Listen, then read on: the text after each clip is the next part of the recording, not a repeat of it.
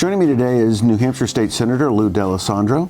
And Lou, I want to keep plugging away at the budget because that's the 800-pound gorilla. In the first year of the biennium, that, as you said, that's the main job is to pass that. And I want to look at some issues. Sure. Specifically, I want to get back to health and human services, yes, but I also want to get back to education. Okay. And let's start with that first. It seemed to me an interesting dynamic happened over kindergarten. Yes, it is that kindergarten sort of got shot down in the House and the Finance Committee. Right. Didn't make it through there. Right. Obviously, nothing got out of the House to the Senate. That's right. But the governor had full-day kindergarten. Right. And then a bill emerges in the House for full-day kindergarten that actually makes it through. Right, it passes. Is it likely we're going to see full-day kindergarten? I think so, yes. It's a governor's priority. Now, the question is, what's full-day kindergarten going to look like? Is it going to look like the governor's proposal, which is a targeted full-day kindergarten, targeted to certain communities with a price tag of about $9 million? Or is it going to be full-day kindergarten covering the entire state with a price tag of about $14 million? Well, that's the differential. So where would you go with it? I would go with full-day kindergarten. Manchester has had full-day kindergarten.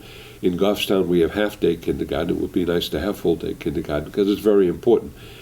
I've been in education all of my life. I was a teacher. I was a coach.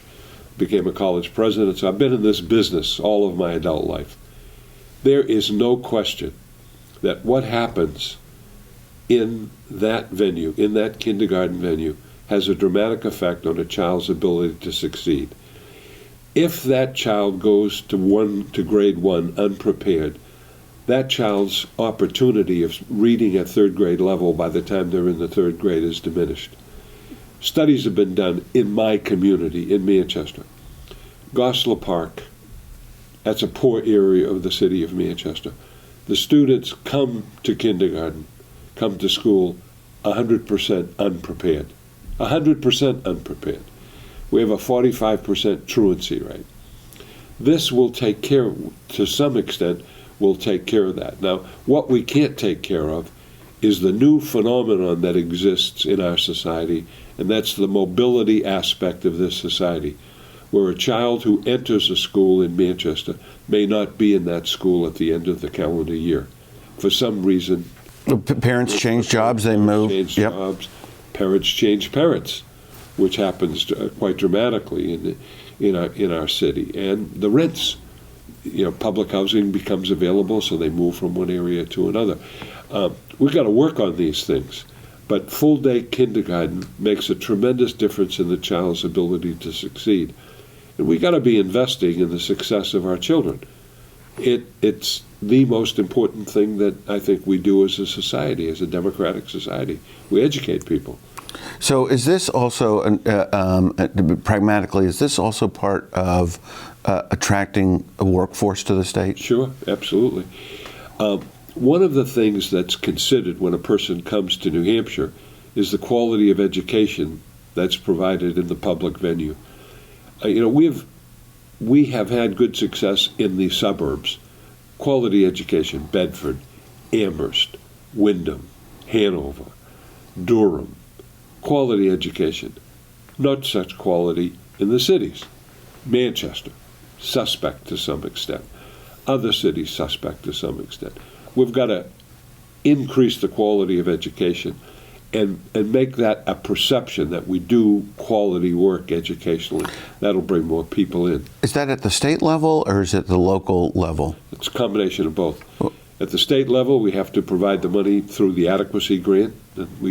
We spend $1 billion at the state level. We send that out to the communities. And at the local level, they have to make a decision to support their education, to support the number of teachers they hire, to provide quality programming, to stay up on the most modern technology, and to invest and reinvest in education. That's been a shortcoming in many of our local communities because of the tax. The burden is borne by the property tax. So That's something that's always been contentious. Is this something that is likely to get addressed in this budget, or is this something that's not going to be adequately addressed? The adequacy formula is what the adequacy formula is. That it is what it is. It'll be around $3,750 per student. The charter schools will receive a big increase. They now get $5,000.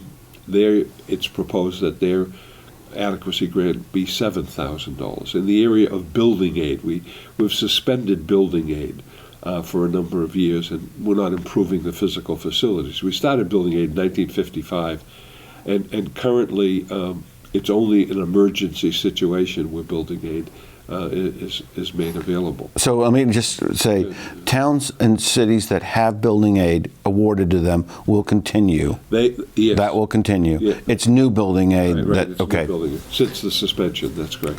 All right. We're out of time in this segment, Senator. Yeah. But when we return, we're going to focus on a sort of a potpourri of bills. So please stay with us.